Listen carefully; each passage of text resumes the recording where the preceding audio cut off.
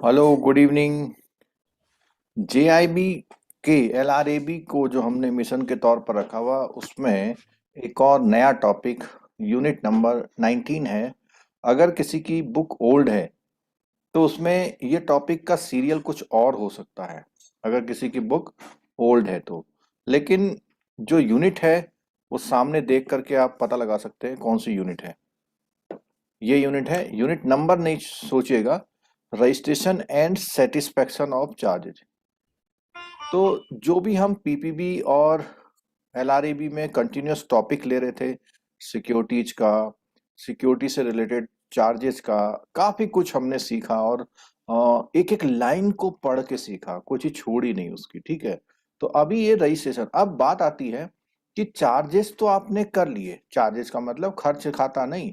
Charges का मतलब किसी भी सिक्योरिटी को एज ए लीगल प्रोसेस में वैलिडिटी के साथ आपने क्या कर लिया, उसको अपने वहां रख लिया। अपने वहाँ जो भी डॉक्यूमेंट करना था, गवर्नमेंट को कुछ भेजना था, वो सब आपने कर लिया। अब उसके बाद रजिस्ट्रेशन अगर होना है तो, और रजिस्ट्रेशन के बाद सेटिस्फेक्शन। यहाँ सेटिस्फेक्शन से मतलब कुछ अलग है। कोई बताएगा यहाँ सेटिस्फेक्शन से मतलब क्या है? आप लोगों ने वर्ड पढ़ा, registration and satisfaction of charges. मतलब चार्जेस जो है वो लग गए हैं पूरी तरह से। ये सुनने में ऐसा ही लगता है, सुनने में ऐसा लगता है कि आप यू आर सेटिस्फाइड नाउ ना। ठीक है। तो चलो, इस क्वेश्चन को, इस रहस्य को अभी नहीं बताते हैं। इस टॉपिक को पढ़ते जाएंगे और समझेंगे कि सेटिस्फेक्शन का मतलब क्या होता है। ठीक है। और जितने लोग ये सोच रहे हैं कि जेआईबी अब नहीं होगा, सोचते रहें। लेकिन जितने लोग ये सोच के पढ़ाई छोड़ दिए हैं, तो जेआईबी कभी ना कभी तो होगा। ठीक है। आप ये सोचिए कि एग्जाम नहीं होगा, ओके, लेकिन अभी तक पोस्टपोन नहीं हुआ है और आपकी कंटिन्यूअस स्टडी चल रही है, तो एटलीस्ट एक बार कर लो। नेक्स्ट टाइम जब भी होगा, भाई कोरोना है, उसकी वेव्स ज्यादा है जनवरी फरवरी में, हो सकता है फिर डाउन हो जाए, और डाउन हो जाए तो फिर एग्जाम भी होगा। तो जब भी होगा तो एक बार अगर चीज करी हुई होंगी तो फिर आप केवल एमसीक्यू एमसीक्यू से पार कर जाओगे क्या। ठीक है। तो टॉपिक में जैसा कि लिखा हुआ, what are charges, what are charge, procedure of registration of charge, non registration of charge, provisions law related to registration of charge. इतनी चीजें इसमें बताई गई। तो व्हाट इज चार्जेस तो मैंने बहुत अच्छी भाषा में आपको समझा दिया था कि अगर आप किसी भी लोन के अगेंस्ट, लोन का मतलब होता है डेट, और किसी परफॉर्मेंस, परफॉर्मेंस के अगेंस्ट, सपोज कीजिए आपने एक परफॉर्मेंस करनी है, एक सड़क बनानी है, और अगर सड़क बनानी है तो उसके अगेंस्ट में आपने कुछ सिक्योरिटी दे दी गवर्नमेंट को, और गवर्नमेंट वो सिक्योरिटी अपने पास रखती है जब तक आप वो काम नहीं करेंगे, गलत पूरा नहीं करेंगे, तो वो सिक्योरिटी आपकी बैंक के, गवर्नमेंट के पास हो जाएगी। ठीक है। लेकिन ज्यादातर जो बात है डेट की बात है।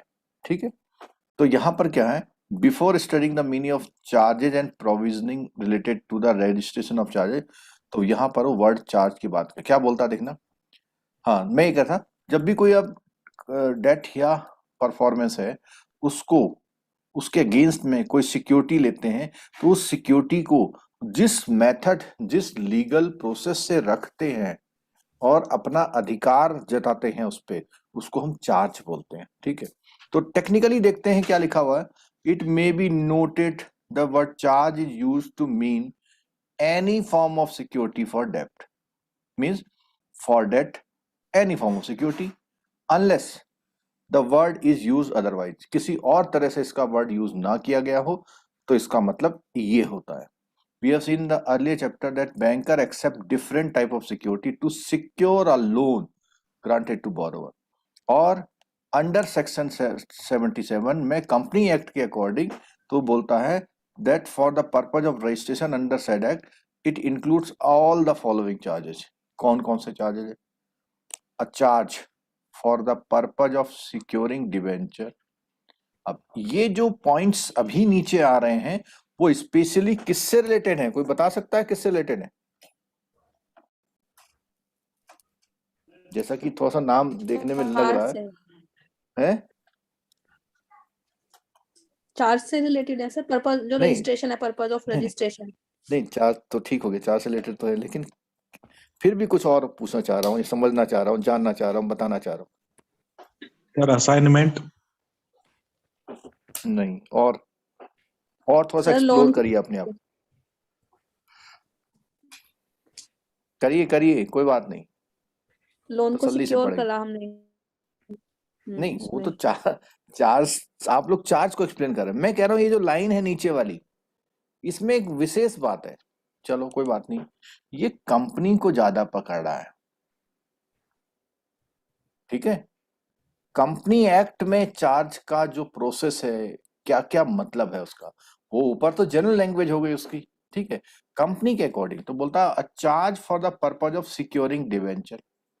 जो डिवेंचर होते हैं, डिवेंचर का प्रोसेस क्या होता है, एक कंपनी पब्लिक से क्या लेती है, मनी, और पब्लिक को क्या देती है, डिवेंचर। यही है ना रोल, बताइए। अब ये जो डिवेंचर है, इसको चार्ज लगा देती है, यानी जो पब्लिक का मनी है। अच्छा इसमें बताओ, कंपनी और पर्सन में, इसमें डेटर कौन है, कंपनी सर। रुपया किसने दिया, क्रेडिटर। रुपया दिया है पर्सन ने, हाँ, पर्सन यहां पर क्रेडिटर है, क्रेडिटर है। ठीक है। और जो क्रेडिटर होता है उसके फेवर में चार्ज क्रिएट किया जाता है। तो जो डेटर है, डेटर कौन है, डेटर कंपनी। कंपनी। कंपनी क्या करेगी, इसके फेवर में उस अपने एसेट्स को इस डिबेंचर के अगेंस्ट में क्या करेगी, चार्ज क्रिएट करा देगी।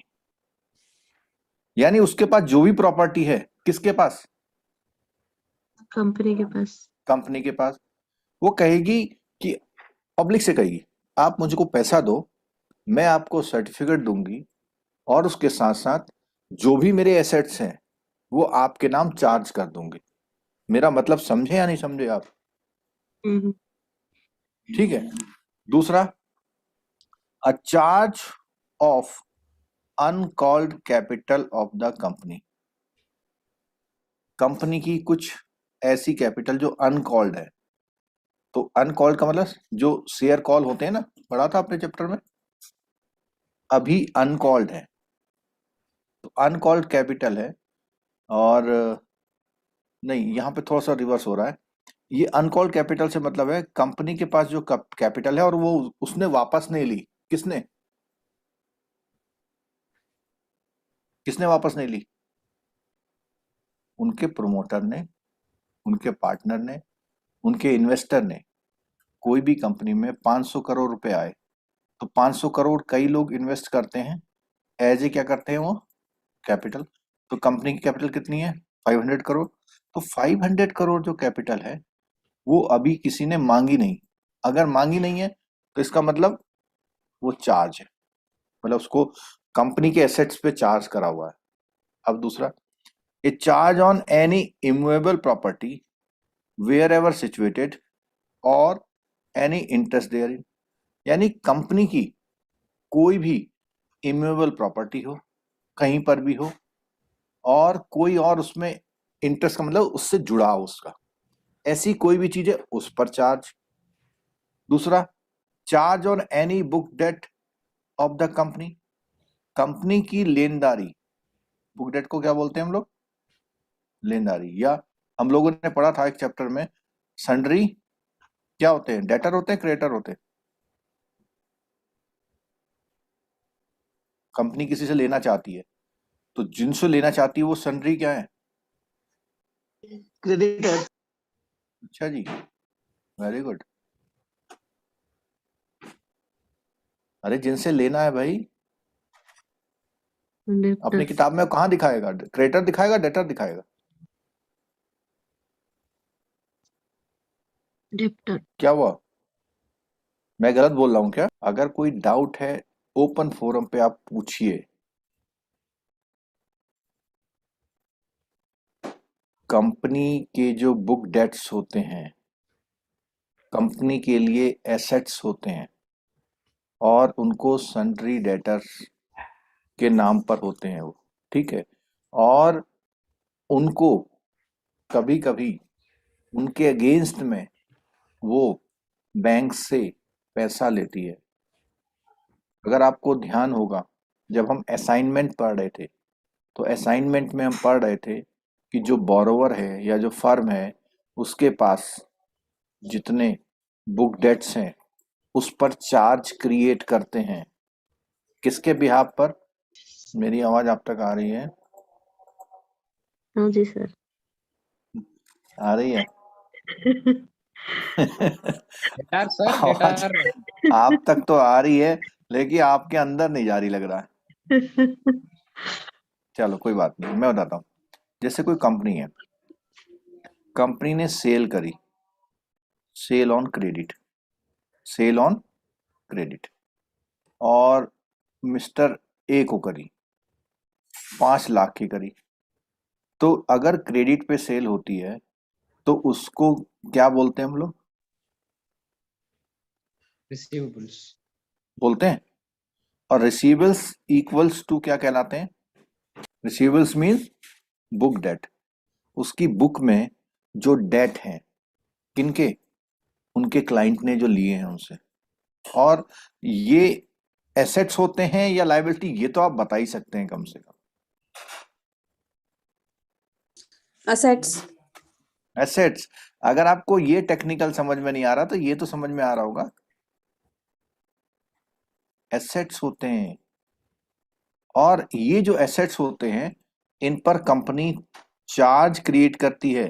किसके फेवर में? किसके फेवर बैंक में? के फेवर में। बैंक के फेवर में। बैंक या फाइनेंशियल इंस्टीट्यूशन जिससे वो पैसा लेती है। और अगर मोटा मोटा बोलूं तो एक तरह से जो सीसी लिमिट है, सीसी लिमिट जो होती है वो इसी को सपोर्ट करती है कि मुझसे लोग उधार ले जाते हैं, बैंक से कुछ समय के लिए पैसा ले लेती है वो कंपनी, और जब उनका उधार वापस आता है तो बैंक को दे देती है। ठीक है। A charge not being a pledge, a charge not being a pledge on any movable property of the company. ठीक है। कोई भी चार्ज जो प्लेज ना हो वो वाला चार्ज, प्लस अ फ्लोटिंग चार्ज। फ्लोटिंग चार्ज तो समझ में सबको आता है या नहीं आता है, बताइए। जो फ्लोटिंग मूवेबल चार्ज क्या प्रॉपर्टी होता पे लगेगा, है? मूवेबल प्रॉपर्टी पे जो लगता है। मूवेबल प्रॉपर्टी, लेकिन जो एक तरह से बार बार कंपनी में चेंज होती जाती है। आमतौर पर जो स्टॉक होता है कंपनी का, स्टॉक माने उसमें मान लिया कि आइटम्स रखे हुए हैं, वो सेल होते जा रहे हैं, नया आ रहा सेल हो जा रहे हैं, नया आ रहा सेल हो रहे हैं, नया आ रहा सेल हो रहा है। ठीक है। तो जो स्टॉक है उस पर जो चार्ज लगता है वो कौन सा? फ्लोटिंग। अच्छा, आज हमने जो क्लास ली थी उसमें एक बात पढ़ी थी, क्रिस्टलाइजेशन। और जो ये क्रिस्टलाइजेशन चार्ज पढ़ा था हमने, क्रिस्टलाइजेशन चार्ज में ये पढ़ा था कि फ्लोटिंग चार्ज को हम कन्वर्ट करते हैं कौन से चार्ज में? Fixed charge. Crystallisation fixed charge. बोलो, याद आ रहा है कुछ? बंद ठीक है। उसमें हमने ये पढ़ा था कि हम जो फ्लोटिंग चार्ज होता है उसको अगर हम क्रिस्टलाइज कर दे तो फ्लोटिंग चार्ज बन जाता है कौन सा चार्ज? Fix charge. मींस अब हमने ताला लगा दिया, अब उसका स्टॉक चेंज नहीं होगा। ठीक है। और अगर हम गाड़ी के ऊपर बात करें, जैसे अभी आपने बोला मूवेबल, अब मूवेबल में तो व्हीकल भी आता है। व्हीकल पे कौन सा चार्ज लगता है? फ्लोटिंग चार्जेस है। हाइपोथिकेशन लगता है। हाइपोथिकेशन। लेकिन फिक्स लगता है या फ्लोटिंग लगता है? Floating sir. है पक्का? फ्लोटिंग लगा यही सर। क्वेश्चन आ जाएगा तो 1 नंबर पाओगे आप। व्हीकल पे फ्लोटिंग चार्ज लगता है, वो सॉरी फिक्स चार्ज लगता है। क्यों? क्योंकि आइटम आइडेंटिफाइड है। जो आइटम आइडेंटिफाइड है, ठीक है, उस आइटम पे फिक्स चार्ज लगता है। फ्लोटिंग चार्ज अनआइडेंटिफाइड या ट्रेडिंग में जो बदलता रहता है। अगर किसी जनरल स्टोर पर आप चार्ज लगाएंगे तो कौन सा लगाएंगे? सर फ्लोटिंग चार्ज अब नहीं, एक बात और, जैसे हमारी 5-6 सीरीज ये क्लासेस में हुई, तो हमारा ईच एंड एवरी जो क्वेश्चन है उसके वर्ड्स जो आंसर देंगे वो एग्जैक्ट वही आंसर होगा जो हमने पूछा हुआ है। मैंने क्वेश्चन पूछा कि जनरल स्टोर के स्टॉक में कौन सा चार्ज लगता है। फ्लोटिंग लगेगा सर, आइटम चेंज होते रहते हैं ना उसमें। नहीं, फिर देखो आंसर गलत कर रहे हो। अच्छा, कितने टाइप के हाइपोथेटिकल चार्ज सर। पढ़े हमने? हमने चार्जेस कितने, मोड ऑफ चार्ज कितने पढ़े थे? 6। हाइपोथेटिकल हाँ, 7 पढ़े थे। उन 7 में से आपको आंसर देना है। हाइपोथिकेशन आपने कई लोगों ने आंसर भी दिया, यानी जनरल स्टोर में जो सामान है उसमें हाइपोथिकेशन लगता है। हाइपोथेटिकल लगता है सर। हाँ, अब ये बात हो गई पूरी। दूसरी बात, अगर हाइपोथिकेशन लगेगा तो फ्लोटिंग लगेगा या फिक्स लगेगा? फ्लोटिंग, फ्लोटिंग लगेगा। क्योंकि उसमें जो सामान है उसके बदलते रहते हैं, सामान जो है उसके बदलते रहते हैं। ठीक है, Sir, but in every month the MCLR rate will be changing now, sir. So that is floating rate now. नहीं वो रेट है। एक minute Okay, रुकिएगा। but when we are doing in loans, system will CBS will ask whether it is floating or fixed. Now we will fix a floating, na sir. Floating charges है वो। No, sir, he is talking about interest rate, na? You are talking about interest rate. We are talking about charge on assets. देखो, अब इतनी अगर आपने 30 more than 30 classes ले रखी हैं तो अब आपका सुनना, समझना और आंसर देना थोड़ा सा रिफाइंड हो जाना चाहिए। मैं यहाँ पे इंटरेस्ट रेट की बिल्कुल बात नहीं कर रहा। इंटरेस्ट रेट फ्लोटिंग और फिक्स होना एक अलग चीज है। मैं यहाँ बात कर रहा हूँ हमारा चार्ज फ्लोटिंग कौन सा होता है, फिक्स कौन सा होता है। ठीक है, चलिए, अगर अभी थोड़ा सा गुंजाइश है तो आप इसको रिवाइज करके देखिएगा। आगे देखिए, अ charge on calls made but not paid.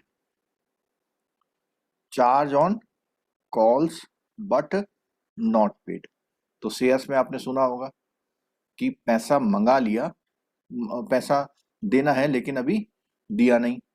तो अगर दिया नहीं तो हम किस तरह रखेंगे उसको? चार्ज करके रखेंगे। चार्ज का मतलब किसी पर्पज के लिए रखा हुआ आपने। ठीक है, a charge on a ship और any share in the ship means जब आप कोई आइटम भेजते हैं, उस आइटम में को शिप के थ्रू भेजते हैं, तो या तो पूरा शिप चार्ज है, मीन्स उसमें जो सामान रखा वो चार्ज है, और उसका कोई शेयर, मतलब उसका मान लिया उसमें 8 सेक्शन है, तो एक सेक्शन में आपका गुड्स रखा हुआ है, तो आप उस सेक्शन को चार्ज कर लेंगे कि भैया ये सेक्शन मेरा है। आगे, अ charge on goodwill on A patent और ए लाइसेंस अंडर ए पेटेंट और ट्रेडमार्क ऑन ए कॉपीराइट। ठीक है, अच्छा अब एक चीज बताइए, इन चीजों पे चार्ज कौन क्रिएट करवाता है? वो कौन सी पार्टी है? क्या वो कंपनी है? क्या वो फाइनेंशियल इंस्टीट्यूशन है? क्या वो बैंक है? क्या वो पब्लिक है? ये तो कंपनी होगी सर। ऐसे होता है। है? अच्छा, ये सब किस कैटेगरी में आते हैं? क्या ये सारे इस कैटेगरी में आते हैं? बोलिए। अरे बाबा, क्या हो गया तुम लोग? यस सर, एसेट है। Asset, sir. ये goodwill, patent, licence, trademark, copyright, ये आपके एसेट्स हैं। Yes sir. टेंजिबल है, इंटेंजिबल है? इंटेंजिबल है इंटेंजिबल है। लेकिन एसेट है ना? किसके एसेट है ये? Yes sir. पब्लिक कंपनी के। कंपनी की इंटेंजिबल है। तो कोई भी चार्ज जो क्रिएट होता है वो आपके एसेट पर होता है, यानी कंपनी के एसेट पे चार्ज क्रिएट होगा। करवाएगा कौन? कंपनी। कंपनी करवाएगी। किसके बिहाफ पे? जो लोन लेगी उसके बिहाफ पर। और लोन किससे लेगी?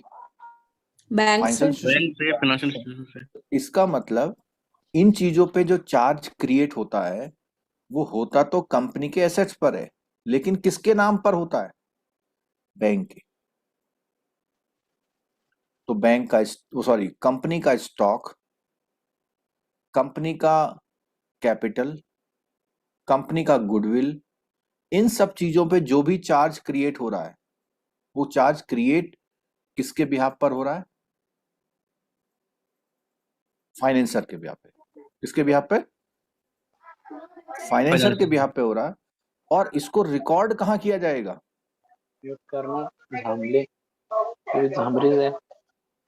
कहाँ कहाँ पर?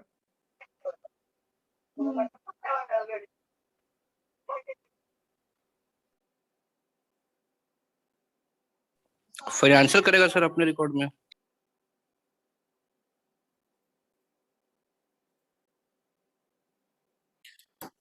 जब ये पॉइंट पढ़ रहा था, मैं स्टार्ट किया था, तो मैंने एक चीज पे एम्फेसाइज किया था, एक क्वेश्चन पूछा था आपसे। क्या पूछा था? कि ये सारे पॉइंट किससे रिलेटेड है? कंपनी से। और कंपनी के कंपनी ऊपर कोई भी ROC में, चार्ज क्रिएट होता है वो ROC कहाँ में होता है? आरओसी में होता है। ROC में होता है। ठीक है। अब आज हम इस चैप्टर को पढ़ रहे हैं। मैं आपको एक बात बताता हूँ, जितने लोग भी जेआईबी करते हैं तैयार, वो ऐसे कुछ चैप्टर को टच नहीं करते, लेकिन क्वेश्चन तो आते हैं ना सब में से। ये चार्ज की जितनी हमने बात करी, ये सारे वो चार्ज हैं जो कंपनी के एसेट्स पर लगते हैं, कंपनी के एसेट्स पर लगते हैं ऑन बिहाफ ऑफ फाइनेंसर। लेकिन ये कहाँ रजिस्टर्ड होते हैं? ROC आरओसी में। में। ROC में रजिस्टर तो होता है। कंपनी का कोई भी चार्ज है वो कहाँ पर लगता है? कंपनी में। ठीक है, आगे देखते हैं। Section 77(1) company act further provides that it shall be the duty of every company creating a charge within or outside India on its property or asset or any of the undertaking, whether tangible or otherwise, and situated in or outside India, to register the particular of the charge signed by the company and the charge holder together with the instrument, if any, creating such charge in such form on payment of such fees and such manner may be prescribed with the registrar within 30 days from the date of creation. पूरी कहानी लिखी हुई है इसमें, एक एक शब्द मोतियों की तरह लिखा हुआ है इसमें। फिर पढ़ूं। कोई भी कंपनी की ड्यूटी है, अगर वो चार्ज क्रिएट कर रही है, चाहे वो इंडिया में कर रही है चाहे वो आउटसाइड कर रही है, अपनी प्रॉपर्टी पर, अपने एसेट्स पर, अपनी किसी अंडरटेकिंग पर, चाहे वो टेंजिबल हो या अदरवाइज हो। तो टेंजिबल तो समझ में आया, अदरवाइज समझा था अभी हमने थोड़ी देर पहले। जी, गुडविल, कॉपीराइट। हाँ, ये जो आई वाला पॉइंट था, सिचुएटेड इन और आउटसाइड इंडिया, चाहे वो इंडिया में सिचुएटेड हो वो प्रॉपर्टी, चाहे वो आउटसाइड प्रॉपर्टी सिचुएटेड हो। To register the particular of charge signed by the company. अब signed by the company, company का जो भी कोई होगा, and the charge holder together, company या कंपनी का चार्ज होल्डर जिसके पास वो चार्ज में है, वो टुगेदर क्रिएट करेगा विद एन इंस्ट्रूमेंट। इंस्ट्रूमेंट का मतलब एक कागज में। If any creating such charge in such form on payment of fees, और इसको क्रिएट करने के लिए क्या देनी पड़ेगी? उसे फीस देनी पड़ेगी। कहां देनी पड़ेगी? आरओसी को। और ये कितने दिन में करना पड़ेगा?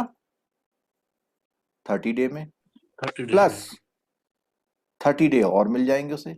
आज हमने सुबह पढ़ा था क्लास में, 30 डे उसे और मिलेंगे। ठीक है। As per companies act, the rule of registration of all type of charges are required to be registered with ROC within stipulated period, irrespective of whether the charge created in within or आप charge कहीं create करें, लेकिन company के assets पे अगर charge created है तो उसे आपको आरओसी को बताना होगा ऑन इट्स प्रॉपर्टी और एसेट और एनी एंटर की। अब देखो क्वेश्चन जब वो बनाता है ना तो कैसे कहेगा, कंपनी के कौन कौन से या आउट ऑफ दीज किस में चार्ज क्रिएट करती है कंपनी, तो पहला ऑप्शन क्या होगा, प्रॉपर्टी, दूसरा क्या होगा, एसेट्स, तीसरा क्या होगा, अंडरटेकिंग, और फोर्थ क्या होगा, डिवेंचर। तो इन चारों में से आपसे पूछा जाएगा कि कंपनी इनमें से किस में चार्ज क्रिएट कर दी, क्या आंसर देंगे, जल्दी से बताइए आप लोग। सब पर Assets. करेगा। आप लोग सब पर करेगा। 99.1% बता रहा हूं, किसको टिक मार के आएंगे, Assets. अंडरटेकिंग को, क्योंकि आपने सुना ही नहीं है क्या होता है, आपने सुना ही नहीं। आपको लगता है प्रॉपर्टी पे तो क्रिएट होता है, आपको लगता है एसेट्स पे तो क्रिएट होता है, आपके कितने ऑप्शन फंस गए अब,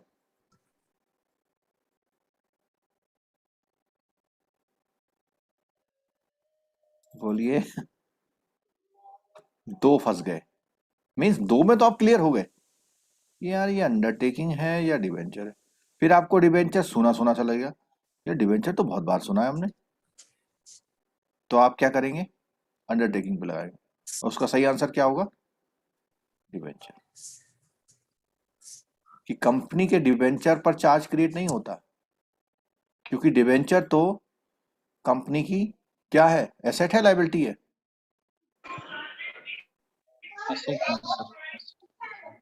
नहीं, लाइबिलिटी है। Debenture liabilities. क्या डिवेंचर लायबिलिटी है बाबा।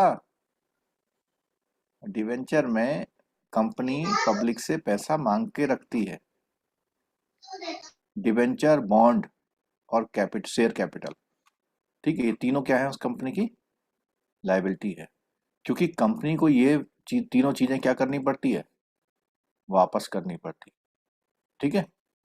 चलो, वेदर टेंजिबल और अदरवाइज, फिक्स और, अब देखो आगे यहाँ पे, फिक्स हो या फ्लोटिंग हो, इंडिया में हो या बाहर हो, सबको रजिस्टर कराना है, ठीक है।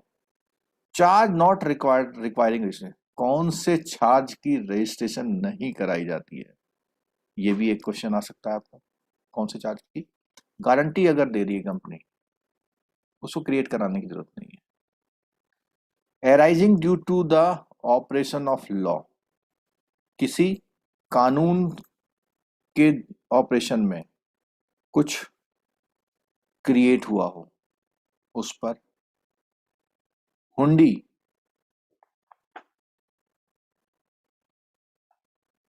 हुंडी, हुंडी जस्ट लाइक इक्वल टू क्या होती है, bill of exchange which is negotiable instrument.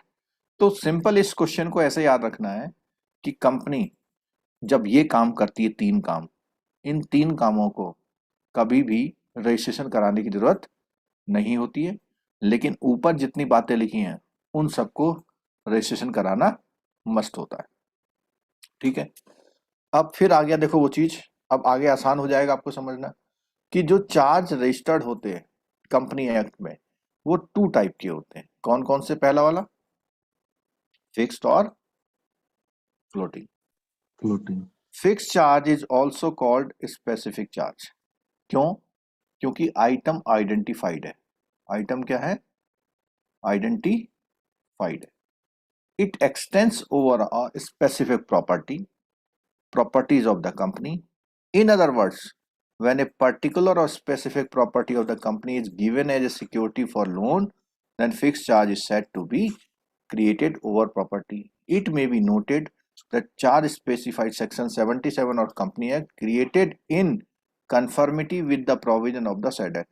अब conformity का मतलब है कि आपने चार्ज क्रिएट करवाया और कंपनी को कंफर्म, आरओसी को कंफर्म किया, over a specific property gives right to the creditor so secured to sell the said property and claim the proceeds toward the dues or the payable out by the company. Means जो भी property है अगर वो creditor के behalf पर security के लिए अगर आपके पास है तो क्रेडिटर को पावर होती है कि जो भी उससे प्रोसीड्स मिलेंगी बिकने के बाद, सेल होने के बाद, वो कंपनी को देनी पड़ेंगी। किसको? क्रेडिटर को। अब फ्लोटिंग पे आइए। Floating means A charge that is general and not specific. That मेरा मन कहता है कि इस टॉपिक में से 2 क्वेश्चन आपके आएंगे। तैयार है लेने के लिए 2 मार्क्स? Yes sir. नहीं। हाँ सर, हाँ आज सर। आप लोग सुस्त क्यों हो गए भाई? Yes sir. जरा सब लोग अपना वीडियो खोलिए जरा। सब लोग अपना वीडियो खोलिए।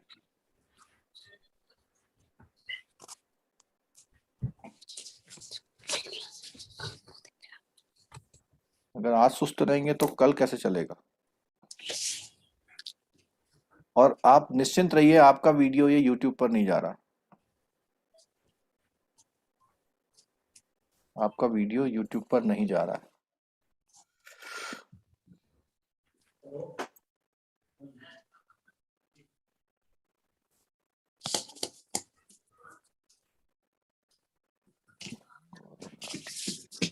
ये AP सर आपके वीडियो में तो केवल वो छत दिखाई दे रही है। गौरव राठी जी, आप कहाँ से क्लास ले रहे हैं?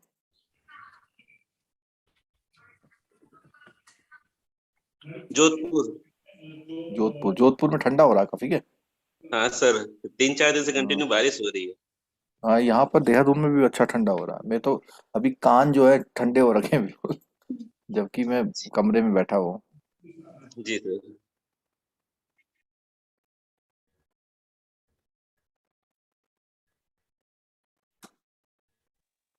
चलो गुड, अब आप कैमरा अपना ऑफ कर सकते हैं। ठीक है।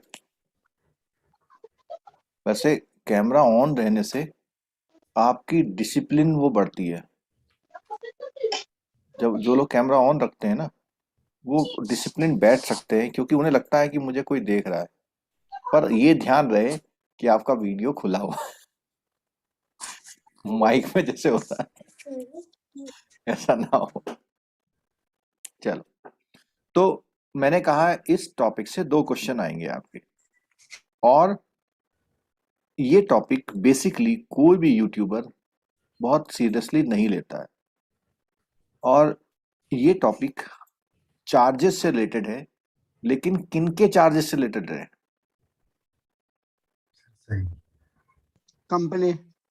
कंपनी के। मतलब इसमें पूरा एम्फेसिस है कि अगर आप कंपनी को लोन देंगे तो प्रॉपर्टी को चार्ज कराने के लिए कौन कौन से लीगल एस्पेक्ट आपको ध्यान में रखने हैं। ठीक है।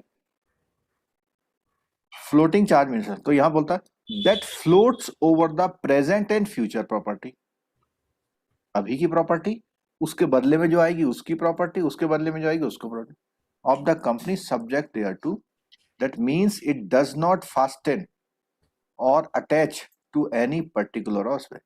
इसका मतलब ये है कि प्रेजेंट और फ्यूचर पे है, लेकिन ये किसी भी पर्टिकुलर या स्पेसिफिक प्रॉपर्टी से बंधी हुई नहीं है चार्ज।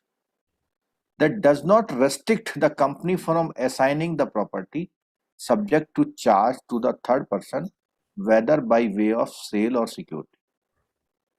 ये इस तरह का चार्ज है, floating charge, does not restrict the company from assigning the property. यानी कंपनी ऐसे एसेट्स को असाइन करने के लिए फ्री है और subject to charge to third person, किसी थर्ड पर्सन को चार्ज करने के लिए, चाहे वो सेल करे सिक्योरिटी को या कुछ करे, लेकिन उसके बदले में उसे दूसरी देनी होती है। That happens on an event of contingency crystallises as a picture. आगे देखो वो शब्द क्रिस्टलाइज हो जाता है। अगर किसी कोई कंटिजेंसी है, इमरजेंसी है, उस कंडीशन में यही फ्लोटिंग चार्ज कभी कभी क्या हो जाता है, फिक्स चार्ज हो जाता है। From the above, it can be noted that when the charge is floating, the company may, in the ordinary course of business, deal with the property in any manner until charge attach. यानी वो उस property से किसी तो भी तरह deal करती है, मीन्स उसको सेल कर लेती है, एक्सचेंज कर लेती है। In the other word, floating charge in an equitable charge. एक क्वेश्चन पक्का यहाँ आ गया आपका, पूछेगा इनमें से कौन सा चार्ज इक्विटेबल है, तो क्या बोलोगे आप, फ्लोटिंग चार्ज होता है इक्विटेबल होता है, ठीक है। Which does not fasten to any specific property but covers the whole of the company property whether it is or it is not subject to fixed charge। तो कह रहा है किसी पर्टिकुलर प्रॉपर्टी के लिए नहीं होता, लेकिन कंपनी की जो पूरी प्रॉपर्टी है उन पर लगता है। अब बात आई, जब आपने कंपनी को लोन दिया तो कंपनी की केवल एक ही प्रॉपर्टी पे नहीं है, उस कंपनी पर आपका चार्ज है, और फिक्स चार्ज किस पे है, जिसका उसने पूरा डिटेल दिया हुआ है, ठीक है। When floating charge become fix charge के साथ अटैच, तो ये पहले भी बोला था इसमें, बस यहाँ पे क्रिस्टलाइज के साथ एक वर्ड और हो गया अटैच्ड। क्या बोलता है, when the debtor company ceases to carry on business और गोज इनटू लिक्विडेशन। तो अब यहाँ पे सीजेस का मतलब अपना बिजनेस बंद करती है या लिक्विडेशन में जाती है, और द डिबेंचर होल्डर और creditor in whose favour charge is created, यानी वो लोग जिन्होंने कंपनी को पैसा दे रखा है, intervenes by getting a receiver appointed, और जो अपॉइंटेड रिसीवर अपॉइंट किया जाता है कोर्ट के द्वारा, और doing some other act which affects the power of company, यानी ऐसी कोई चीज जिससे कंपनी की पावर प्रभावित हो जाती है, छिन जाती है, किसी और को दे दी जाती है, उन सब कारणों से to dispose the asset charge, यानी उन चार्ज जो एसेट हैं, जो कि चार्ज हैं, उनको डिस्पोज करने के लिए जब किसी को पावर दे दी जाती है, अब फ्लोटिंग चार्ज में ऑल्सो क्रिस्टलाइज, और उस कंडीशन पे वो फ्लोटिंग चार्ज क्रिस्टलाइज हो जाता है, और किस में बढ़ जाता है, वो किस में चेंज हो जाता है, फिक्स में। On the happening of an event specified in creating a charge deed, और वहां पर क्या है, चार्ज डीड क्रिएट होती है, उसमें उन सब चीजों का विवरण आ जाता है जो कि पहले स्पेसिफिकली नहीं था। Effect of floating charge becoming fix, और अगर फ्लोटिंग फिक्स हो जाए तो क्या होगा, the floating security upon all the property और asset of the company become fix, it constitute a charge upon all the property और asset then belonging to the company, यानी जब भी फ्लोटिंग चार्ज फिक्स होता है तो उसने बोला कि जो प्रॉपर्टी और एसेट है कंपनी के, उन सब पे लग जाता हो। और क्यों लग जाता है, क्योंकि वो कंपनी या तो बंद हो रही होती है, लिक्विडेट हो रही होती है। It has priority over the subsequent equitable charges, अब सुनिएगा इस बात को बहुत ध्यान से, and over unsecured creditor over money advance to the liquidator. सुनिएगा बात को, कहता है it has priority over the subsequent, यानी जब आपका ये वाला काम हो गया तो उसके बाद कोई भी नया चार्ज आएगा, यानी उसकी प्रॉपर्टी में कोई भी नया चार्ज क्रिएट होगा, तो उन सबसे ज्यादा पावरफुल ये वाला होता है। कौन सा वाला, जो फ्लोटिंग से फिक्स्ड में कन्वर्ट होता है। पॉइंट समझ में आया।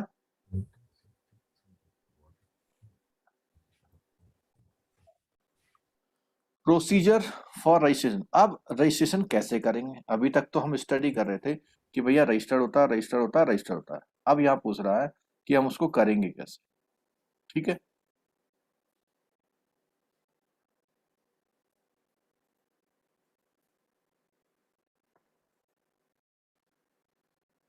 Company Act provides that all the particular of charge created by the company shall be filled with the ROC together with an instrument, यानी उसके लिए एक ड्राफ्टिंग होगी, एक लेटर होगा क्रिएटिंग चार्ज करने के लिए, for registration with in 30 day of the creation.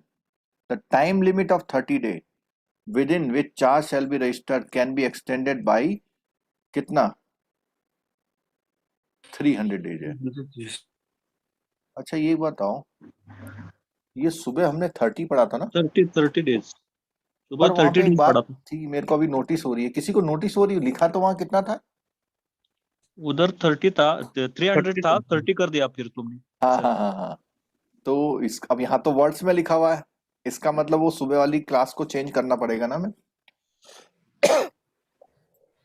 300 भाई वहाँ 300 लिखा था, तो मैंने क्या किया था उसको, वो 300 30 का किया था। 30 कर दिया था। हाँ लेकिन अब यहाँ तो वर्ड्स में लिखा हुआ है, इसका मतलब उसको आप 300 मानेंगे। ठीक है, ओके। चलो।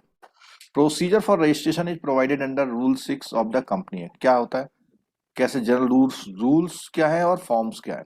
It provided that for the registration of charge the company shall file the prescribed particular for creation, modification or satisfaction of the charge in the form CHG1 for recording of the charge created।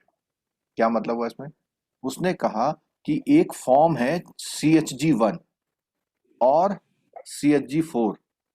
अब यहाँ पे देखिएगा CHG4 के लिए नाम क्या लिखा हुआ है,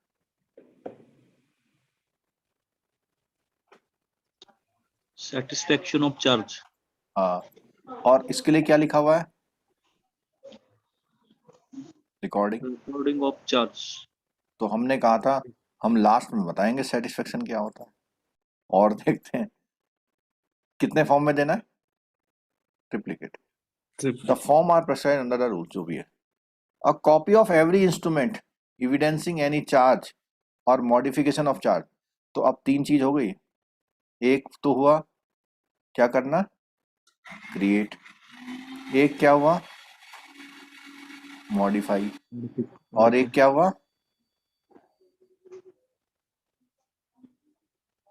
सेटिस्फाई। कितने तरह के चार्ज हो गए, 3। ठीक है। Required to filed with the registrar duly verified and certified. The fee prescribed, तो जिसके लिए जो भी फीस तय करी होगी। ठीक है। सर ए रिसेंटली वाला गवर्नमेंट ऑफ इंडिया ए वाला इंट्रोड्यूस्ड एक बार और इलेक्ट्रॉनिक पढ़ेंगे फाइलिंग इसमें। सर है। ए वाले में कुछ बुक में डिफरेंट दिया है क्या?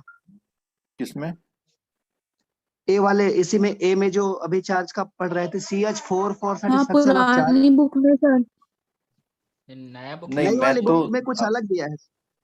नई वाली बुक में अलग दिया है, अभी देखता हूँ मैं। मेरे बुक में तो कुछ अलग आ रहा है सर, एक बार कंफर्म कर लें। नहीं मैं कंफर्म कर लेता हूँ, बुक देना है लीगल वाली।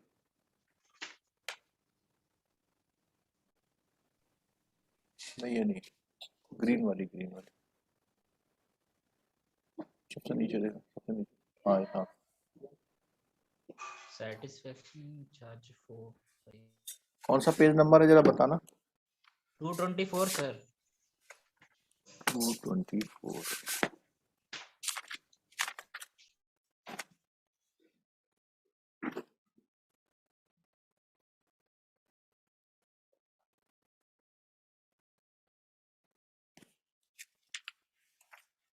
ये करेक्शन नहीं किया हमारे टीम ने ना,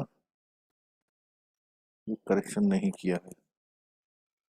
जरा कोई जल्दी से इसका एक व्हाट्सएप भेज देना मेरे को। ये वाला पॉइंट हम सामने से पढ़ रहे हैं, जरा देखिएगा।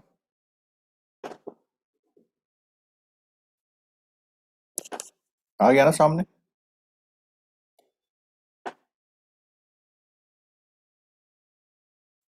तो यहाँ दिया हुआ ये पैराग्राफ तो सेम है, केवल चेंजेस कहाँ है, यहाँ पर according to the company registration charge rule. अब ये नए वाले आ गए, 2014 के रूल आ गए।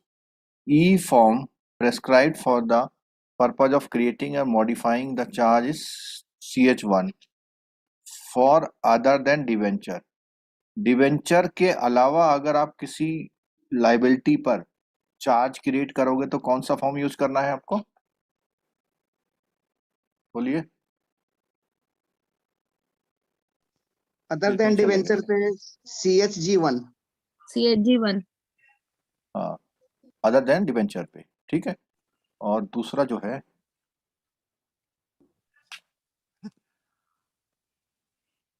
CHG9।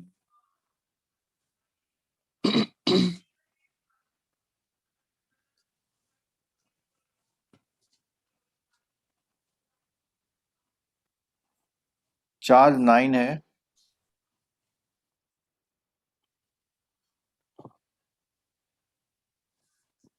This form were amended by companies registration charges amendment. तो ये नया रूल आया है 19 में, उसमें किया गया satisfaction to be intimated from 5।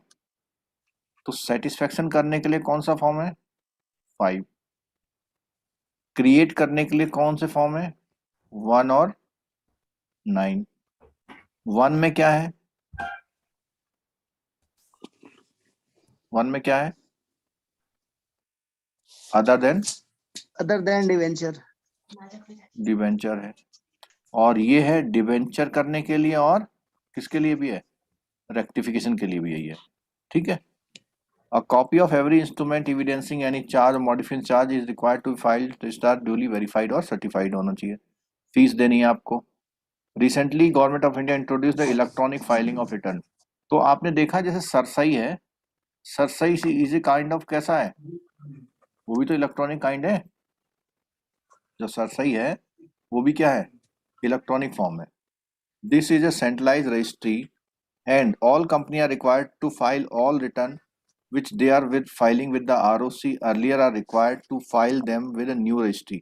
तो जो पहले कहीं भर रहे थे अब न्यू रजिस्ट्री है। न्यू रजिस्ट्री मतलब registering authority. Even banks and other charge holder are required to file a particular of charge created in their favor by a company under this method। This is to ensure the reduction in the delay and one point availability of the info। और ये क्यों किया गया ऐसा? कि जिससे कि अब एक ही पॉइंट पे सबके चार्ज क्रिएट हो जाए और डिले ना हो, और डिले नहीं हो। ठीक है, चलो थैंक यू, आपने बता दिया, नहीं तो थोड़ा सा हमारा पुराना चलता मामला। तो वहां पे चेंज क्या आया आपका? अब जो फॉर्म है वो कौन सा है? 1, 5 और 9। पहले कौन सा था? 1 और 4।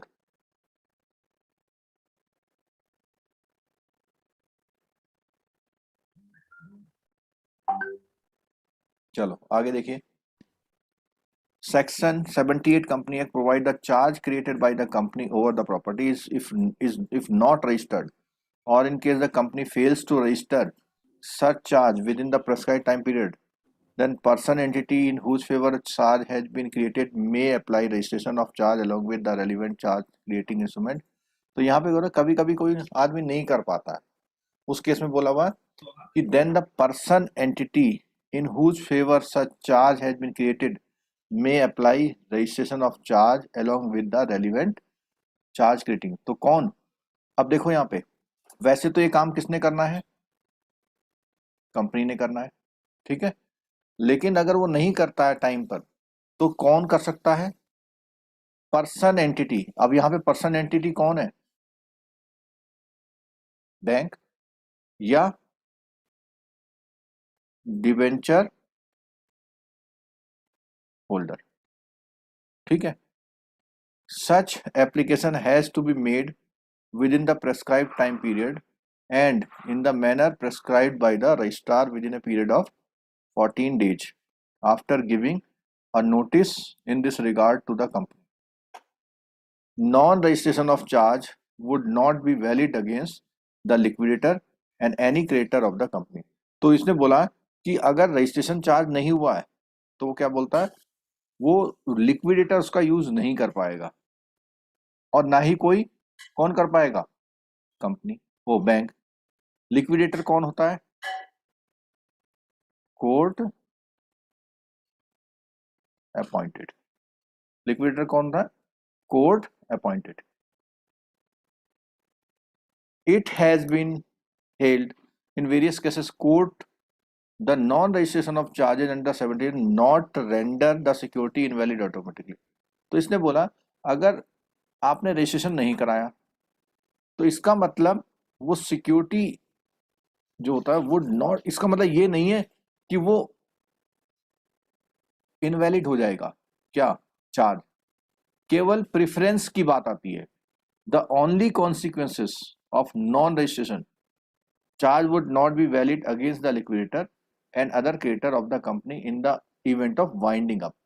जब कंपनी वाइंडिंग अप हो रही हो, उस कंडीशन में लिक्विडेटर और क्रेडिटर उसका बेनिफिट नहीं ले पाएंगे। ये बात समझ में आई? बोलिए। इसका मतलब है कि अगर कंपनी आरओसी में अपना चार्ज नहीं चढ़वा रही है तो भी जिसने लोन दिया उसका अधिकार होगा, अगर कंपनी चल रही है तो। लेकिन अगर कंपनी लिक्विडेशन में आ गई है, उस कंडीशन में लिक्विडेटर और क्रेडिटर को उसका फायदा नहीं मिलेगा। It must be noted that against the company itself, so long as the company does not go into liquidation, the mortgage or charge are good and may be enforced। यही मैंने बात बताई कि अगर लिक्विडेशन में नहीं जा रही कंपनी तो उसको हम क्या कर सकते हैं? इन्फोर्स। इन्फोर्स का मतलब क्या है? कानूनी कार्रवाई। कानूनी कार्रवाई हम कर सकते हैं, ठीक है। अच्छा, अब इसमें कौन कौन से सेक्शन हैं और क्या प्रोविजन है रजिस्ट्रेशन ऑफ चार्जेस, किसके बारे में बात करते हैं, ठीक है। तो इसमें पहला क्या है? Section 77। Section provide the charge, मतलब चार्ज क्या होता है उसके मीनिंग समझाए गए हैं। इंक्लूड, चाहे वो मॉर्गेज हो, चाहे वो चार्ज ओवर किसी प्रॉपर्टी पर हो, चाहे वो इंडिया में हो, चाहे वो बाहर हो। 71 में क्या समझाया गया? उसने कहा है कि आपका चार्ज क्या होना चाहिए? शैल बी रजिस्टर्ड कितने दिन में? 30 डेज में, ठीक है। 77(2) में क्या कहता है? सेल गिव, रजिस्ट्रार क्या देगा? एक सर्टिफिकेट देगा stating the amount that thereby secured and the certificate shall be conclusive evidence of the requirement of company act as to registration has been complied with. तो ये जो registration है वो आपके काम आएगा बाद में। 78 में क्या है? The section provide that in case of the charge is not registered by the company, the charge holder may apply for filing a charge in the prescribed manner within a period of। अब देखो इसको सुनिएगा जरा, इसको सुनिएगा जरा। अगर charge registered नहीं किया हुआ है तो चार्ज होल्डर जो है, चार्ज होल्डर कौन होता है? फाइनेंसर या bank. may apply for filing the charge in the prescribed manner within 14 days after giving the company a notice। अब इस बात को सुनिएगा, समझिएगा, और ये क्वेश्चन पक्का आ रहा है आपके एग्जाम। कोई अगर समझ गया है तो मुझे समझाएं, चलो फिर मैं समझाऊं। मैं तो समझ गया, वेलकम है आपका।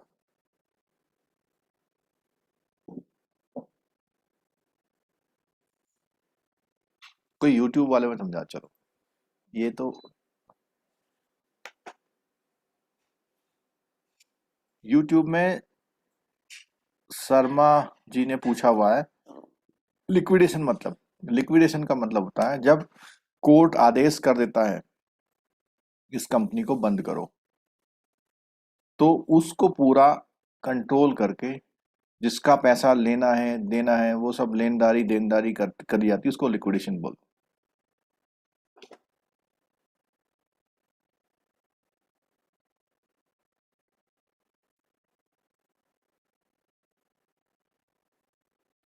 अब मैं नाम से पूछने वाला हूं, अगर कोई नहीं बोला तो।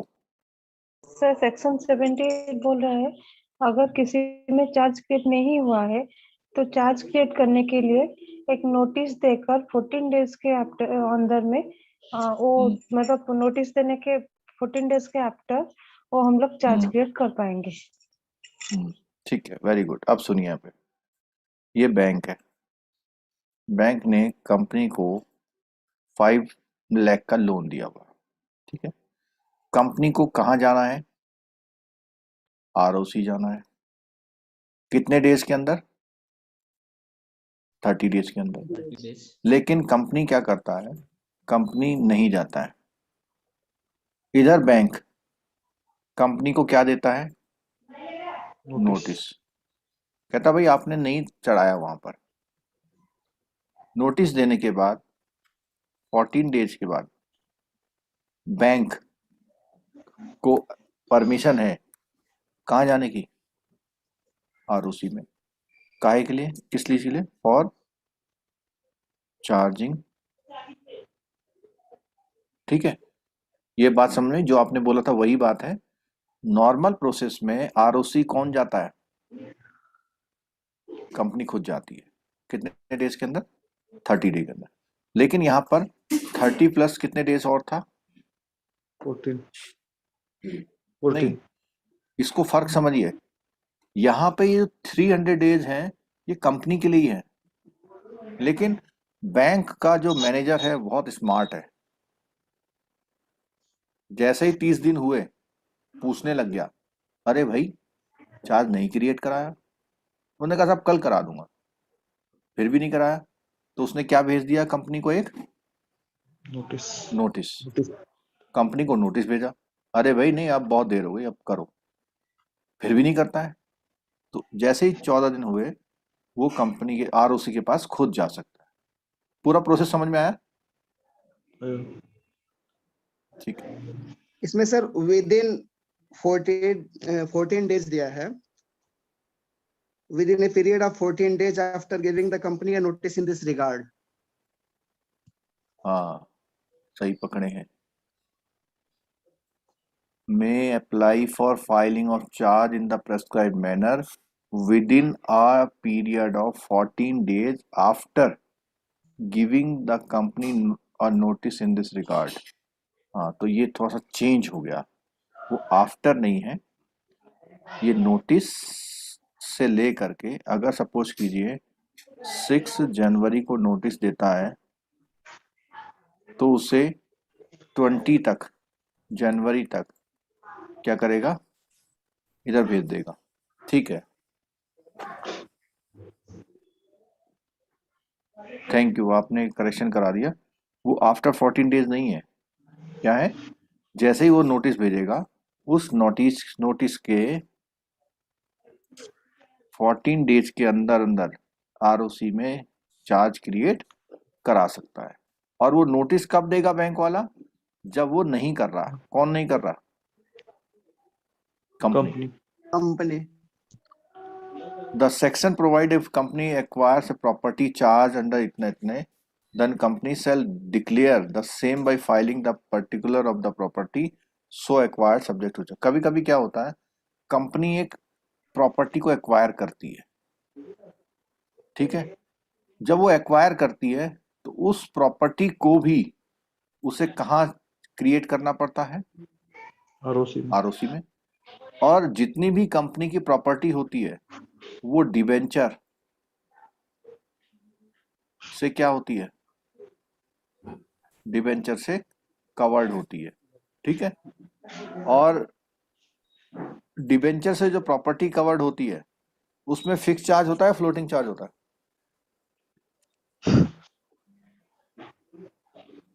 फिक्स। बोलिए। डिवेंचर से सर कुछ चार्ज नहीं होता? नहीं होता है। डिबेंचर जब कंपनी इशू करती है तो जो उसके एसेट्स होते हैं वो चार्ज होते हैं। इसीलिए तो प्रेफरेंस शेयर से पहले पेमेंट किसको मिलती है?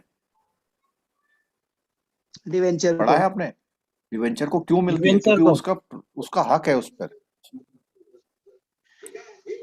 डिबेंचर पर फ्लोटिंग होता है कि कंपनी तो अपने एसेट बदलती रहती है ना। अगर कंपनी अपने एसेट्स बदलती रहती है तो उसे कौन सा चार्ज होगा? फ्लोटिंग चार्ज होगा।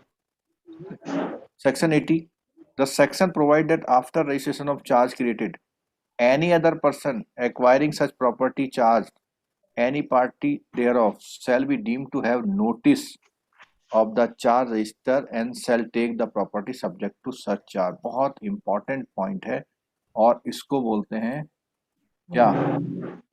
सुबह पढ़ा था हमने, क्या पढ़ा था सुबह बताओ?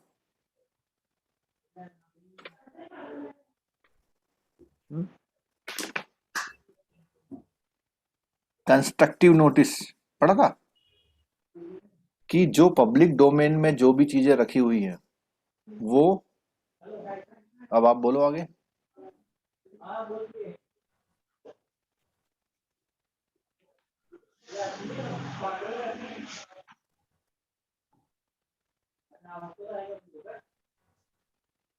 मुझे लगता है आपने मान लिया है कि LRAB का पेपर जो है पोस्टपोन हो गया है।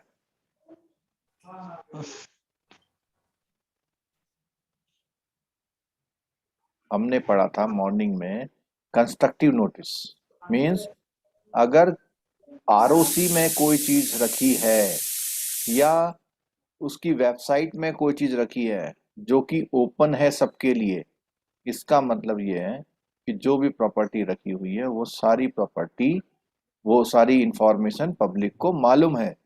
तो अगर आप किसी कंपनी का कोई एसेट खरीद रहे हैं, अगर कोई कंपनी अपना ट्रक बेच रही है, ठीक है, या ट्रक छोड़ो, प्लांट एंड मशीनरी बेच रही है, आप लेके चले आए, कल को बैंक वाले पीछे पीछे आपके आ गए। अगर बैंक वाले आपके पीछे पीछे आ गए तो इसका मतलब क्या है? बैंक वाले क्या कहेंगे? अरे ये तो हम पर गिरवी है। तो आप क्या कहोगे? अरे एक तो कोई बोलो। तो कंस्ट्रक्टिव चार्ज है ना उस पे? कंस्ट्रक्टिव चार्ज तो है, लेकिन बैंक वाले क्या कहेंगे कि अरे ये तो हमारे पास गिरवी है। तो वो आदमी कहेगा अरे हमें तो हमको नहीं पता। हाँ, तो बैंक वाला क्या कहेगा कि वो भैया तो ये तो पब्लिक ROC डोमेन में है, है ना, उसके साइट पब्लिक पे डोमेन में, तो ये तो कंस्ट्रक्टिव नोटिस है। ठीक है, तो इसने बोला हुआ है डीम टू हैव नोटिस, इस नोटिस को हम लोग कंस्ट्रक्टिव नोटिस बोलते हैं। ठीक है, आगे देखिए सेक्शन 81 में, it is provided under the section registrar of company shall keep register charges containing particular और चार्ज रिक्वायर्ड, ऐसे सभी जो चार्ज उसने क्रिएट किए उनका रजिस्टर रखेगा। This section further provides that A copy of particular content register charge can be obtain by person payment out. यानी अगर आपको कोई प्रॉपर्टी कंपनी खरीदनी है और ये चेक करना है कि ये चार्ज है या नहीं है, तो आप ROC को पेमेंट देके उस चार्जेस के बारे में जानकारी ले सकते हैं। ठीक है, अगला, the section provide the company shall intimate registrar of any payment satisfaction in, अब देखो यहाँ पे सुनो, एक वर्ड आ गया है, सुन लेना ध्यान से। Company shall intimate the registrar, company registrar को फोन बताएगी एनी पेमेंट, और दूसरा सेटिस्फेक्शन, किसी पेमेंट के बारे में या सेटिस्फेक्शन के बारे में, in full of any charge registered within a period of 30 days, the registrar then upon receipt of such intimation एक नोटिस जारी करेगा उस चार्ज होल्डर को, कहेगा भैया 14 दिन का समय है, अगर आपको बताना है तो बता दो, अगर आप इस चार्ज से सेटिस्फाई नहीं है तो बता दो, नहीं तो मैं सेटिस्फाई हो जाऊंगा, ROC कह रहा है। ठीक है, और in case of no cause in shown, registrar may order a memorandum of satisfaction shall be entered in registrar of fee। अभी आप लोग सेटिस्फेक्शन का मतलब समझे? हाँ सर।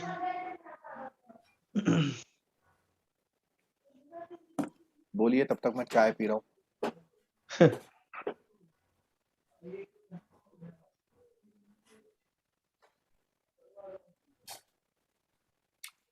हमने अभी थोड़ी देर पहले 3 वर्ड आपको बताए थे, कौन कौन से? ये नहीं, सेटिस्फेक्शन, ये दिख रहा है स्क्रीन पे, क्रिएट करना और मॉडिफाई करना। क्रिएट करने के लिए हम लोगों को कौन सा फॉर्म यूज हो रहा है? CHG 4 CHG 1 yes और क्रिएटिंग और मॉडिफाइंग के लिए CHG 1 नहीं, Modifying CHG 1 है other than debenture, other than debenture है, हाँ फॉर डिबेंचर्स के लिए ये अदर CHG यूज 9 के लिए है, डिबेंचर और सब मिला के।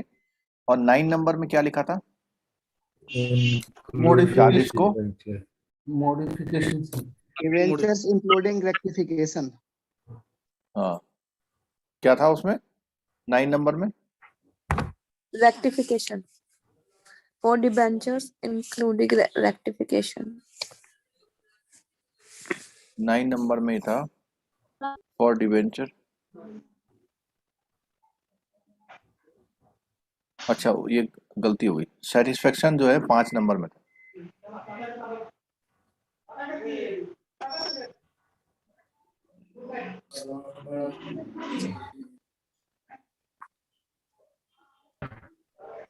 ठीक है, सेटिस्फेक्शन किस में था? 5 नंबर में। तो अभी हम सेटिस्फेक्शन, मैंने शुरू क्लास करने में कहा था सेटिस्फेक्शन जब आप लास्ट में बताऊंगा जब चैप्टर में आएगा। सेटिस्फेक्शन का मतलब होता है कैंसिलेशन। जोर से सब लोग बोलना, कैंसिलेशन। Cancellation. Cancellation. अब आप समझ गए मेमोरेंडम ऑफ सेटिस्फेक्शन क्या होता है? Cancellation. मीन्स जब आप चार्ज क्रिएट करोगे और आपने उसका लोन दे दिया तो चार्ज हटवाओगे भी तो। उसी वर्ड को बोला हुआ है कैंसिलेशन को सेटिस्फेक्शन। और इसका प्रोसेस क्या है कि जब आप चार्ज को रिलीज कराना चाहते हैं तो आप 30 डे के अंदर क्या करेंगे, कंपनी को चिट्ठी भेज देंगे कि भैया इसे हटा दो, अब हमने बैंक का लोन पेमेंट कर दिया। और रजिस्ट्रार क्या करेगा, एक सो कॉज नोटिस भेजेगा उस बैंक को कि भैया ये क्या इन्होंने वास्तव में बंद कर दिया 14 दिन के अंदर। ठीक है, अगर उसे कोई ऑब्जेक्शन होगा बैंक वाले को तो बैंक वाला भाग के आएगा, नहीं साहब अभी तो लोन नहीं जमा किया। और अगर कोई ऑब्जेक्शन नहीं होगा तो क्या इशू करेगा? No objection certificate. उसका Memorandum नाम of क्या होगा? Memorandum of satisfaction. Memorandum of satisfaction. ठीक हो गया ना? चलो section 83, on evidencing being given by satisfaction with respect to the any registered charge that the debt for which charge was given has been paid or satisfied in whole or part in। तो 83 में भी यही है कि जो evidence है, registrar of company date on evidence that part of the property. अच्छा एक बात और है, ये सेटिस्फेक्शन ऑफ चार्ज जरूरी नहीं फुल प्रॉपर्टी पे हो जाए। अगर आपकी 5 प्रॉपर्टी है किसी बैंक में गिरवी रखी हुई, आपने आधा पेमेंट कर दिया तो आप 2 प्रॉपर्टी रिलीज कराना चाह रहे हैं, तो इसीलिए बोल रहा that part of the property और undertaking charge has been released from the charge और has ceased from the part of the company property, या वो कंपनी की प्रॉपर्टी अब नहीं है। और undertaking can record the fact that charge is satisfy और द प्रॉपर्टी रिलीज। कभी कभी क्या होता है, किसी आधी प्रॉपर्टी पर भी सेटिस्फेक्शन मिल सकता है आपको। ठीक है, section 84, this section provides that in case an order for appointment or receiver or manager is obtained by any person, then such person shall give the notice to such appointment of the receiver within the। अब इसमें क्या है, अगर court ने कोई receiver या manager appoint कर दिया है, ठीक है, तो उस कंडीशन में वो एक नोटिस दिया जाएगा किसको, पब्लिक को या रिसीवर मैनेजर को, कितने दिन के अंदर? 30 जब days. आरओसी को कोई रजिस्टर कोई एक लेटर मिलेगा तो वो क्या करेगा, वो 30 दिन के अंदर एक नोटिस देगा अपॉइंटमेंट का। ठीक है, कि भैया अब जो है ये बंदा अब अपॉइंट हो गया है इस कंपनी में, इसका वो लिक्विडेट करने के लिए। This section requires the company shell maintain its registered office. Company का एक रजिस्ट्रेशन ऑफिस होगा, रजिस्टर्ड चार्ज इन प्रेस्क्राइब, और वो कोई भी रजिस्टर करेगी चार्ज को किसी प्रेस्क्राइब्ड फॉर्म या तरीके से। Section 88, the section provide that, ये बहुत इंपॉर्टेंट है, कंट्रावेंशन ऑफ एनी, अगर आपने इन प्रोविजन को तोड़ मरोड़ करी तो आपको पनिशमेंट होगा जो कि 1 लाख से कम नहीं होगा, जो कि बढ़ाया जा सकता है कितने लाख तक, 6 लाख तक। Every officer in default shall be punishable with in imprisonment of कितने, सर ये 10 लाख है। 6 मंथ। हाँ 1 लाख और 10 लाख। 1 लाख और 10 लाख तो है, कहाँ बता रहे हैं आप? 6 लाख बोल दिए थे आप, गलती से बोल गया होगा। नहीं, लास्ट में 6 मंथ बोला मैंने। नहीं, इससे पहले जो 10 लाख है उसको 6 लाख बोल दिए थे। अच्छा, ये नीचे वाला 6 पढ़ लिया वो, ठीक है। 1 लाख का minimum, but may be extended to 10 lakh, ठीक है। और क्या होगा इसमें अगर आप Imprisonment. नहीं मानेंगे तो? और ये पता है कब से चेंज आया है? बोलिए कब से चेंज आया?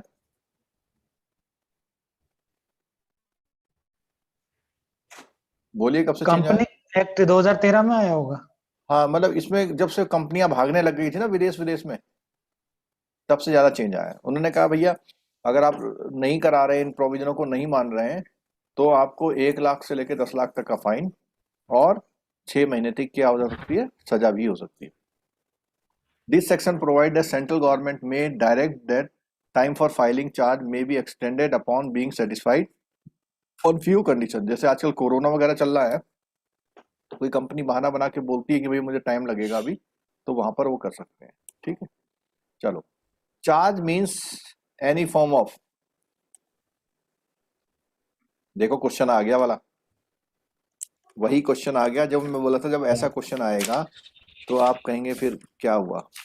फर्स्ट और सेकंड, सिक्योरिटी एंड डेब्ट, और डेट सिक्योरिटी एंड डेब्ट।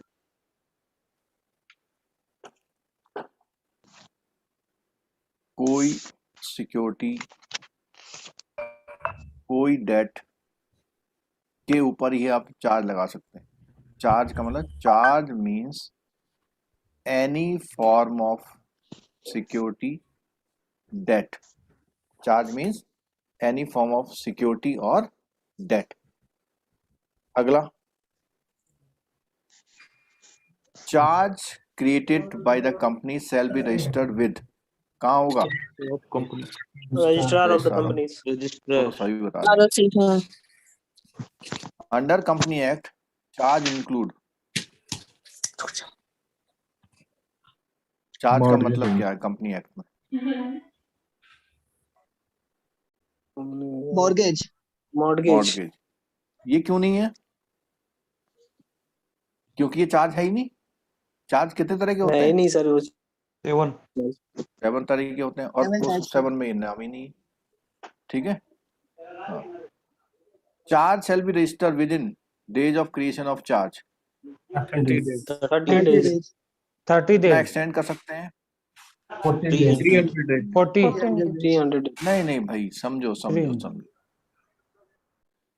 300 डेज तक चार्ज क्रिएट करा जा सकता है कंपनी की रिक्वेस्ट, ठीक है। लेकिन बैंक जाएगा तो बैंक 30 दिन के बाद कभी भी क्या दे सकता है? नोटिस देखिए। नोटिस। और नोटिस से के अंदर 14 दिनों के अंदर उसे अपनी चार्ज की रिक्वेस्ट भेजनी पड़ेगी उसको। किसको? आरओसी को, ठीक है। तो ये टॉपिक भी हमारा पूरा हुआ मॉड्यूल बी सर, का। और बोलिए। ये कह रहा था कि जो सेक्शन इसमें दिया है 77 से 87 तक, तो इससे रिलेटेड डायरेक्ट क्वेश्चन पूछ सकता है क्या कि ये चार्ज इस सेक्शन में क्या, मैं ऐसा तो कुछ? एकदम से ये नहीं पूछेगा कौन से सेक्शन में है, लेकिन इस सेक्शन में जो प्रोविजन दिए हुए हैं उनसे क्वेश्चन पूछ लेगा। Okay sir. एक्चुअली क्या है, ये LRAB का जो बुक है उसमें सारी कहानी सेक्शनों पे बेस्ड है, लेकिन जो बहुत हाई लेवल के एग्जाम होते हैं तो उसमें तो सेक्शन पूछता है वो। आपके उसमें कॉन्सेप्ट को पूछेगा कि भाई क्या रूल है। तो आपको अगर रूल भी पता है और बाई चांस पूरे 100 मार्क्स में से 1 आध 2 क्वेश्चन सेक्शन पूछ भी लेगा तो कोई बात नहीं, लेकिन ऐसा नहीं कि सेक्शन ही सेक्शन भर देगा, ऐसा नहीं होगा। इस सेक्शन के अंदर जितनी बातें हमने पढ़ी है उन्हीं को true, false, appropriate, not appropriate, new amendment ऐसे करके पूछ लेगा वो आपसे, ठीक है। ठीक है सर। चलो अच्छा, कल आप सुनिए, बहुत धमाकेदार टॉपिक होना है, बहुत अच्छा टॉपिक होना है। आप लोग कोई भी एब्सेंट मत रहिएगा। क्लास 9 बजे से चालू होगी, 9:30 रख देंगे या 9 रख देंगे, और 3 घंटे या 4 घंटे की भी क्लास हो सकती है। 3 घंटे या 4 घंटे की क्लास हो सकती है। आपको नाश्ता अगर करना हो तो पहले वो कर देना, ठीक है। मतलब नाश्ता कौन सा वैसे तो टॉपिक आप होगा सर? है सरफेसी। सरफेसी अगर आपने कर लिया और चार्जेज आपने किए हुए हैं तो आप एडवांस में मास्टर बनते जा रहे हैं। और ये जो है सरफेसी मास्टर क्लास है हमारी, सरफेसी मास्टर क्लास है। इसमें हमारे 2 to 9 पेज से लेकर के 2 to 7 पेज तक है। मींस ऑलमोस्ट 50 पेज की ये कवरेज होगी कल, ऑलमोस्ट 50 पेज की कवरेज होगी, ठीक है। तो आप लोग सुबह की क्लास यूट्यूब पर होगी, क्यों नहीं होगी, ठीक है। और आप लोग, मैं आपसे बोलता हूँ, सारे यूट्यूब वाले बोलते हैं हमारा क्लास शेयर कर दो, मैं बोल नहीं पाता, पूरी क्लास खत्म हो जाती है तब तक, ठीक है। कोई डाउट है तो पूछिए।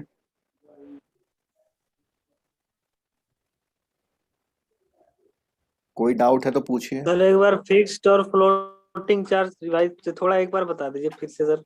देखो ऐसा होता है ना, फिक्स जब कंपनी चेंजेस होता है। जब कंपनी के एसेट्स आइडेंटिफाइड होते हैं और उसने वही